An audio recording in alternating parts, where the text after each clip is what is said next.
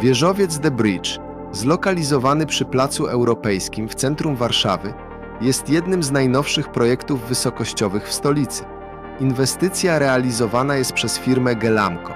The Bridge wyróżnia się na tle stołecznych wysokościowców dynamiczną, rozrzeźbioną bryłą, która z każdej strony wygląda inaczej, a każda jego kondygnacja jest niepowtarzalna. Nie ma dwóch identycznych. Na 40 piętrach znajdzie się w sumie 47 000 m2 najnowocześniejszej powierzchni biurowej. To najwyższy tego typu obiekt, jaki jest obecnie budowany w Polsce. Na ten moment prace budowlane nad wieżowcem są już na zaawansowanym etapie. Wieżowiec w kwietniu 2024 roku osiągnął swoją docelową wysokość, która wynosi 174 metry. Aktualnie trwają prace wykończeniowe, obejmujące montaż elewacji oraz instalację zaawansowanych systemów wewnętrznych, w tym nowoczesnych technologii związanych z energooszczędnością. Elewacja budynku, która będzie wykonana z wysokiej jakości szkła, zbliża się do ukończenia, co już teraz nadaje wieżowcowi elegancki i nowoczesny wygląd.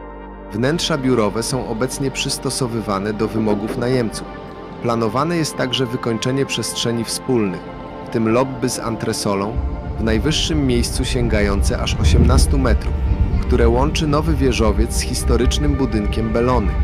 The Bridge, zaprojektowany przez renomowaną pracownię UN Studio, wyróżnia się nowoczesną, minimalistyczną formą, która wpisuje się w architektoniczny krajobraz nowego centrum biznesowego Warszawy. Zakończenie wszystkich prac budowlanych i oddanie wieżowca do użytku planowane jest na 2025 rok. Wieżowiec ma przyciągnąć najemców z sektora technologii i finansów, oferując im najnowocześniejsze powierzchnie biurowe, które spełniają najwyższe standardy zrównoważonego budownictwa oraz komfortu pracy. Wieżowiec ma oferować nowoczesne powierzchnie biurowe klasy premium, a także przestrzenie handlowe i usługowe.